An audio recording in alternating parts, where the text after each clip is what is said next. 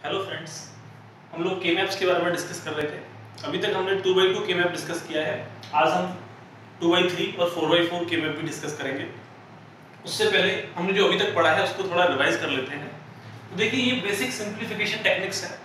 अगर हम किसी भी वेरिएबल में 1 को ऐड करते हैं तो 1 आता है, और 0 को ऐड करते हैं तो वो वेरिएबल सेम आ जाता है। मतलब 1 + a = 1 एंड 0 + a = a। दूसरी टेक्निक मल्टीप्लिकेशन की है। अगर हम 1 में किसी वेरिएबल से मल्टीप्लाई करते हैं तो सेम नंबर आ जाता है, लेकिन अगर 0 में किसी वेरिएबल से मल्टीप्लाई करते हैं तो 0 आता है। 1.a = a, 0.a = 0।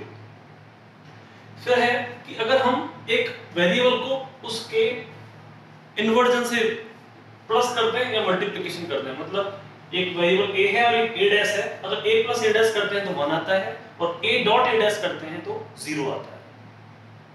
ये कुछ और सिंप्लीफिकेशन रूल्स हैं जो आप याद रखेंगे। a + ab कर दें अगर हम, तो वो a ही होता है, क्योंकि अगर आप इसमें से a कॉमन लोगे तो ये 1 + b बन जाएगा, जिसे आप 1 कह सकते हैं। फिर वो a.1 हो जाएगा, तो उसे हम ओवरऑल a कहेंगे। तो आपको याद रखना है a + ab हमारा a होता है, a + a⁻b हमारा a + b होता है, और ab + ab' a होता है। इसमें से आप a कॉमन ले सकते हो तो वो b + b' बन जाएगा, और b + b' मतलब 1। तो ये 3 आपको और याद रखने हैं। इसके अलावा जो मैंने आपको 2 डि मॉर्गन्स लॉ बताए थे वो आपको याद रखने पड़ेंगे कि अगर हम किसी a + b का बार कर देते हैं तो वो a बार डॉट b बार के बराबर होता है, और अगर हम a डॉट b का बार करते हैं तो वो a बार प्लस b बार के बराबर होता है। ये 2 डि मॉर्गन्स लॉ आपको याद रखने होंगे। जैसे एक क्वेश्चन है जिसमें आपको दिया हुआ है f = ab + ab bar + a bar b। इसको आप सिंप्लीफाई करना चाहते हैं, तो सिंप्लीफाई करने के लिए सबसे पहले हम ये जो वेरिएबल्स आपको दिए हुए हैं इनको हम के मैप में रिप्रेजेंट करेंगे। अगर आप वेरिएबल्स को देखो तो सब में a b, बस केवल 2 वेरिएबल्स ही यूज किए जा रहे हैं, कोई तीसरा वेरिएबल नहीं है। इसका मतलब हम एक 2x2 के मैप से इसका सॉल्यूशन कर सकते हैं। तो मैंने एक 2x2 के मैप ड्रॉ किया। वेरिएबल a रखा है इधर, b रखा है इधर, उसकी वैल्यू 0 और 1 हो सकती है। सिमिलरली b की वैल्यू भी 0 और 1 रह सकती है।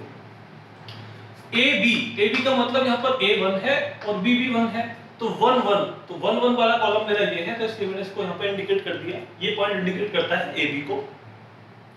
फिर है AB बार, इसका मतलब A 1 है और B 0 है। A 1 B 0, तो ये वाला पॉइंट हो जाएगा हमारा। सिमिलरली A बार B मतलब A 0 और B 1, तो A 0 B 1 मतलब ये पॉइंट मेरा होगा। तो ये 3 1 मुझे मिल जाएंगे। अब इनको सिंप्लीफाई करने के लिए हमें ग्रुपिंग करनी होगी, तो इन 2 वंस को हम ग्रुप कर सकते हैं। तो इन 2 को जब ग्रुप करोगे तो इस पूरे कॉलम में b तो मेरा चेंज हो रहा है, लेकिन a मेरा फिक्स है जिसकी वैल्यू 1 है, तो उसका मतलब इस पूरे ग्रुप को आप a से रिप्रेजेंट कर सकते हो। सिमिलरली जब आप इस 2 वन को ग्रुप करोगे तो यहाँ पर a चेंज हो रहा है लेकिन b फिक्स है, तो b फिक्स है, b की वैल्यू क्या है 1 है, तो उसका मतलब इस ग्रुप को आप b कह सकते हो। तो ये हमारा जो वर्टिकल ग्रुप था उसको हमने a बोला, इसको हॉरिजॉन्टल ग्रुप को b बोला। इसका मतलब इस पूरे फंक्शन को आप सिंपली a + b से इंडिकेट कर सकते हो। तो ये जो आपकी इतनी कॉम्प्लेक्स इक्वेशन थी जिसे आप a + b लिख सकते हैं। दूसरा तरीका ये होता है कि अगर आपको फंक्शन इस तरीके से दिया जाए a b is summation of 1 2 3, तो एक्चुअली जो के मैप मैंने 2x2 का बनाया है इसमें जो पहला पॉइंट है मेरा 0 को इंडिकेट करता है, दूसरा पॉइंट 1 को इंडिकेट करता है, फिर 3, फिर 1 0 1 2 3, इस तरीके से नंबर्स चलते हैं। आप एक टेबल देख सकते हैं, 0 0 इसका मतलब 0 होता है, 0 1 इसका मतलब 1 होता है। ये बाइनरी और डेसिमल का इक्विवेलेंट चल रहा है। यहाँ पर 1 0 करोगे तो फिर ये 2 हो जाएगा, और 1 1 करोगे तो ये 3 हो जाएगा। तो बेसिकली ये जो 0 0 वाला ब्लॉक है इसको 0 लिखेंगे, और ये जो 1 0 वाला ब्लॉक है जिसमें b की वैल्यू तो मेरी 0 है और a की वैल्यू 1 है, उसको 1 कहते हैं, फिर ये 2, फिर ये 3। तो इस तरीके से नंबर्स चलते हैं। तो अगर आपको फंक्शन दिया जाता है समेशन ऑफ 1 2 3, तो उसका मतलब यहाँ पर 1 है आपके पास, 2 मतलब यहाँ पर 1 है, और 3 मतलब यहाँ पर 1 है। तो ये इस तरीके से आपको दे दें या फिर इस तरीके से दे दें, सेम चीज है। दूसरा क्वेश्चन देखिए जो नेट में पूछा गया था, which of the following does not represent an exclusive OR operation। यहाँ पे याद रखिएगा डज नॉट लिखा हुआ है, इसका मतलब 4 ऑप्शंस में से केवल एक ऑप्शन ऐसा होगा जो एक्सक्लूसिव और नहीं होगा, बाकी तीनों ऑप्शंस आपको एक्सक्लूसिव और रिप्रेजेंट कर रहे होंगे। एक्सक्लूसिव और या फिर एक्सऑर हम पहले ही पढ़ चुके हैं। इसको हम रिप्रेजेंट करते हैं ए एक्सक्लूसिव और का सिंबल होता है प्लस के ऊपर हमने एक सर्कल बना दिया, तो ए एक्सक्लूसिव और बी होता है A B bar plus A bar B. तो हमें ऑप्शंस में चेक करना पड़ेगा कि कौन ऑप्शन इस इक्वेशन को रिप्रेजेंट करता है। तो देखिए पहली इक्वेशन थी a plus B multiply A bar a into B का बार। अब a इंटू बी के बार को हम डे ब्रोगल्स लॉ यूज करके कह सकते हैं a बार प्लस b बार, और जब इस मल्टीप्लिकेशन को एक्सपेंड करेंगे तो आप लिख सकते हैं a into A bar a into b bar. Similarly b के साथ देखेंगे तो b इंटू ए bar plus b into b bar. अब a इंटू ए बार हमारा 0 होता है, similarly b into b bar भी 0 होता है, तो ये एक्सप्रेशन हमारी आ जाएगी a b bar plus a bar b। तो ये हमारा क्या है, ये हमारा एक्सक्लूसिव और है। इसका मतलब ऑप्शन ए एक्सक्लूसिव और को रिप्रेजेंट करता है। फिर हम ऑप्शन बी की बात करते हैं। ऑप्शन बी में लिखा हुआ है A B bar plus b a bar. B a bar और ए बार भी तो एक ही बात है, तो इसका मतलब इसमें सीधा ही एक्सक्लूसिव और की एक्सप्रेशन आपको दे रखी है। तो फर्स्ट ऑप्शन भी एक्सक्लूसिव और को रिप्रेजेंट कर रहा है, सेकंड ऑप्शन भी कर रहा है। थर्ड को देखते हैं। थर्ड लिखा हुआ है a plus B into A bar plus B bar. अभी हमने देखा था कि हम ए ऑप्शन को a plus B into A B bar को कह सकते हैं a bar plus B bar. तो ये फर्स्ट ऑप्शन और थर्ड ऑप्शन एग्जैक्टली सेम है, तो इसको भी जब एक्सपेंड करेंगे तो आप फाइनली इसी जगह पे पहुंच जाएंगे। तो इसका मतलब थर्ड ऑप्शन भी हमारा एक्सक्लूसिव और को रिप्रेजेंट करता है। थर्ड ऑप्शन के बाद हम फोर्थ पे चलते हैं। तो यहाँ लिखा हुआ है a plus B into A B. इसको जब आप एक्सपेंड करेंगे तो लिखेंगे a into A B plus b into A B. तो ये हो जाएगा a a b plus b a b। a a को हम a ही कह सकते हैं, तो a a b को हम a b कह सकते हैं। सिमिलरली इसको भी a b कह सकते हैं, और जब सेम वेरिएबल्स को ऐड करते हैं तो वही वेरिएबल आ जाता है। तो हमारा जो डी ऑप्शन है वो एक्चुअल में केवल ए बी को इंडिकेट करता है, ना कि एक्सक्लूसिव और को। तो हमारा आंसर डी हो जाएगा, क्योंकि पूछा गया था कि इनमें से कौन एक्सक्लूसिव और को रिप्रेजेंट नहीं करता है। अभी हम 2/3 और 4/4 के मैप्स के बारे में डिस्कस करते हैं। 2/3 के मैप। 2/3 के मैप में हमारे 3 वेरिएबल्स होंगे और इसको इस तरीके से रिप्रेजेंट करते हैं। वेरिएबल है हमारे पास a b c। अगर मैं इसकी टेबल देखूं तो a b c की वैल्यूज देखिए क्या क्या हो सकती हैं। हो सकता है तीनों 0 हो, 0 0 0 0 0 1 0 1 0 0 1 1 1 0 0 1 0 1 1 1 0 और 1 1 1। यही मैक्सिमम 8 वैल्यूज पॉसिबल है। अगर इनका डेसिमल इक्विवेलेंट देखें तो जब तीनों 0 होते हैं तो वो 0 वैल्यू होगी, फिर 1 2 3 4 5 6 7 इस तरीके से होता है। ये जो a वैल्यू है इसको हम बोलते हैं most significant bit, MSB। Similarly जो c है उसको बोलते हैं लीस्ट सिग्निफिकेंट बिट, क्योंकि a डिसाइड करता है कि वैल्यू कितना है। जैसे ही a की वैल्यू 0 0 है तो हमारी वैल्यू 4 तक जा रही है, और उसकी वैल्यू जैसे ही 0 से 1 हो जाती है तो हमारी वैल्यू 4 से 7 तक जा रही है। तो a मैक्सिमम वैल्यू इंडिकेट करता है, और c की वैल्यू देखिए 0 1 0 1 बस यही रह रही है। अब अगर इन फॉर्म्स को देखें तो यहाँ पे दो तरह की हमारी फॉर्म होती है, एक होता है SOP और एक होता है POS। SOP का मतलब होता है सम ऑफ प्रोडक्ट फॉर्म, और POS का मतलब है product of sum form. Sum of product form में डिफरेंट प्रोडक्ट्स होंगे और उनका हम सम करते हुए जाते हैं। तो जैसे देखिए 0 0 0, तो इसको हम लिख सकते हैं a bar b bar c bar. Similarly 0 0 1, तो जहां पे वैल्यू 0 है वहां पर a बार लिखते हैं, जहां पे वैल्यू 1 है वहां पे एग्जैक्टली सेम वेरिएबल लिख देते हैं। जैसे मैंने देखिए यहाँ पर a मेरा 1 था तो उसको मैंने a लिखा है, b 0 है तो उसे b बार लिखा है, c 0 है तो उसे भी c बार लिखा है। तो ये है हमारी सम ऑफ प्रोडक्ट फॉर्म। और सम ऑफ प्रोडक्ट फॉर्म को इंडिकेट करने के लिए हम देखिए इस तरीके से इक्वेशन लिखते हैं, सम ऑफ 3 4 5 6। तो ऐसे अगर मैं वेरिएबल लिख रहा हूं तो इसका मतलब डिफरेंट प्रोडक्ट्स होंगे, उनका हम सम करते हुए जाएंगे। और प्रोडक्ट ऑफ सम फॉर्म को इंडिकेट करने के लिए हम पाई सिंबल का यूज करते हैं, और इसमें जैसे मैंने लिख दिया पाई 1 2, तो इसका मतलब जहां पर डेसिमल इक्विवेलेंट 1 और 2 होंगे उन वैल्यूज का आपको प्रोडक्ट ऑफ सम करना होगा। प्रोडक्ट ऑफ सम का मतलब 1 क्या है, अगर मैं प्रोडक्ट ऑफ सम की बात करता हूं तो 1 होता है a plus b plus c बार, और 2 होता है a plus b bar plus c। तो ये मेरी वैल्यू हो जाएगी a plus b plus c bar. Product करना है डिफरेंट सम्स का, एक सम ये है और दूसरा सम है मेरे पास a plus b bar plus c बार। तो पाई 1 2 का मतलब है कि ये सम और ये सम दोनों को मल्टीप्लिकेशन करना होगा, तो इसे कहते हैं product of sum. Sum of products में क्या होता है कि डिफरेंट प्रोडक्ट्स होते हैं, उनको हम ऐड करते जाते हैं। जैसे मान लीजिए आपको दिया जाता कि what will be summation of 1, 2, तो आप इसको और इसको ऐड कर देते। तो याद करिए कि जब भी हमें सम ऑफ प्रोडक्ट लिखना है तो हम जीरो को तो रिप्रेजेंट करेंगे, zero will be represented by a bar, b bar, c बार, जो भी वेरिएबल होगा, और 1 को हम इंडिकेट करेंगे उस वेरिएबल से ही। लेकिन जब भी आपको प्रोडक्ट ऑफ सम फॉर्म लिखनी है तो प्रोडक्ट ऑफ सम के केस में हम जीरो को उस वेरिएबल से रिप्रेजेंट करते हैं और 1 को उस वेरिएबल के बाहर से रिप्रेजेंट करते हैं, जस्ट उल्टा रिप्रेजेंटेशन है। तो ये अगर मेरा k मैप है 2/3 मतलब 3 वेरिएबल्स के लिए, तो यहाँ पे देखिए a की वैल्यू 0 और 1 दोनों पॉसिबल है, तो MSB को मैं ऊपर लिखता हूँ जो मेरी मोस्ट सिग्निफिकेंट बिट है, और जो लीस्ट सिग्निफिकेंट बिट है उसको मैं B और C ऐसे करके लिखता हूँ। तो a की वैल्यू 0 हो सकती है या 1 हो सकती है, यहाँ तक इसकी वैल्यू 0 है, इसके बाद इसकी वैल्यू 1 है। सिमिलरली B और C को हम देखें तो देखिए 0 0 0 1 1 0 1 1, सिमिलरली फिर से रिपीट होना शुरू हो जाएगा।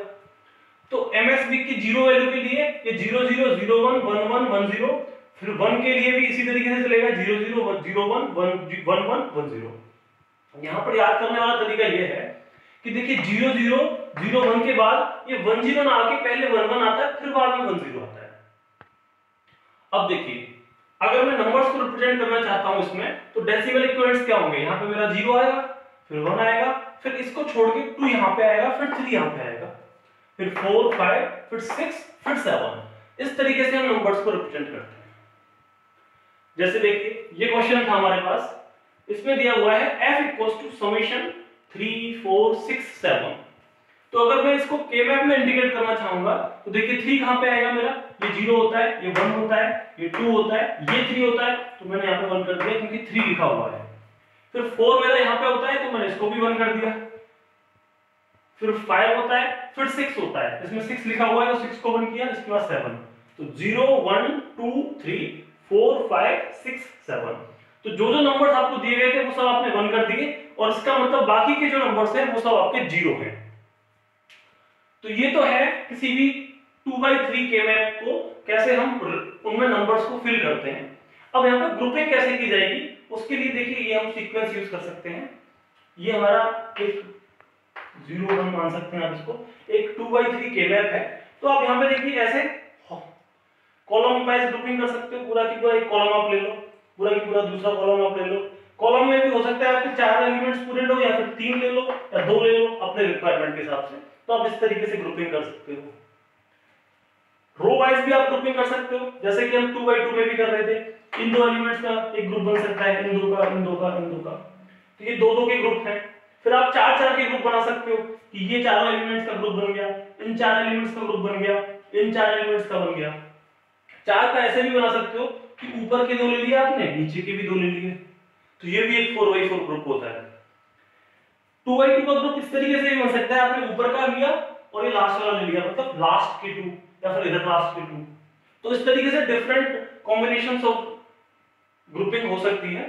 वो कैसे होता है वो धीरे धीरे आपको समझ में आएगा। जैसे अभी हम इस क्वेश्चन में ग्रुपिंग करना चाहते हैं, क्योंकि ग्रुपिंग का मतलब है कि हमें जितना मैक्सिमम वंस को एक साथ रख सकें उतना ही हमारी सिंपलीफाइड फॉर्म आ जाती है। तो हम फंक्शन 2 3 4 6 7 को सिंपलीफाई करना चाहते हैं, तो सबसे पहले हमने इन 3 4 6 7 को के वेब के अंदर लिख दिया। अब हम इनको ग्रुप करना चाहेंगे, तो देखिए ग्रुप की पॉसिबिलिटीज क्या है। एक पॉसिबिलिटी है कि आप इन दोनों वंस को एक साथ इंडिकेट कर दो, एक पॉसिबिलिटी है कि आप इन दोनों वन को एक साथ इंडिकेट कर दो, और एक पॉसिबिलिटी है कि आप इस वन को इस वन के साथ इंडिकेट कर दो, जैसा कि मैंने यहां पे बताया। जब आप इस हॉरिजॉन्टल में वंस को इंडिकेट करोगे तो देखिए यहां पे क्या हो रहा है, ए की वैल्यू आपकी चेंज हो रही है। ए यहां इस वाले वन के लिए ए 0 है, इस वाले वन के लिए ए 1 है, तो इसका मतलब ये वाले ग्रुप में ए की वैल्यू चेंज हो रही है। तो हम ए को तो फिक्स नहीं कर सकते, लेकिन इसमें फिक्स क्या है हमारे पास, बी और सी की वैल्यू। बी और सी की वैल्यू इस वन के लिए और इस वन के लिए दोनों के लिए ही 1 1 है, तो इस ग्रुप को हम लिख सकते हैं बी सी। फिर अगर हम ग्रुप इस तरीके से बनाते हैं तो इस ग्रुप में देखिए इस वाले वन के लिए बी सी की वैल्यू है, बी की वैल्यू 1 है, सी की वैल्यू 1 है, और इस वाले एलिमेंट के लिए b की वैल्यू 1 है, c की वैल्यू 0 है। इसका मतलब c की वैल्यू चेंज हो रही है लेकिन b की वैल्यू फिक्स है। तो इन ग्रुप में अगर हम देखें तो यहां पर b हमारा फिक्स 1 है और a हमारा फिक्स 1 है। तो a और b फिक्स है, c चेंज हुआ है, तो इस ग्रुप को मैं लिख सकता हूं ab। जो फिक्स रहता है हम उसी को रखते हैं, जो चेंज होता है उसको हम भूल जाते हैं। अब दूसरा ग्रुप हमारा बन सकता है इस तरीके से, ये ले लें और ये ले लें। अगर हम इन दो वंस को काउंट करते हैं तो इन दो वंस के लिए देखिए यहां पर BC 0 है, यहां पर भी BC 1 0 है। इसका मतलब B हमारा 0 रहा, इसके लिए 1 रहा, तो B तो चेंज हुआ लेकिन C फिक्स है, उसकी वैल्यू 0 रही। और A भी फिक्स है, उसकी वैल्यू भी 1 है इन दोनों एलिमेंट्स के लिए। तो A को तो मैं लिख दूंगा 1 क्योंकि ये 1 है, C क्योंकि दोनों के लिए 0 रहा है तो मैं इसको लिखूंगा C बार। तो इस तरीके से जो मैंने तीन पॉसिबल ग्रुप्स बनाए, पहला हॉरिजॉन्टल ग्रुप 1 1 का, तो उसको मैंने BC लिखा। फिर एक वर्टिकल ग्रुप इस तरीके से 1 का, उसको मैंने AB लिखा। और फिर एक ये एलिमेंट और ये एलिमेंट का ग्रुप, इसको मैंने AC बार लिखा। तो अगर मैं इनको फिर से इसी के मैप में रिप्रेजेंट करना चाहूं तो देखिए कुछ ऐसे है।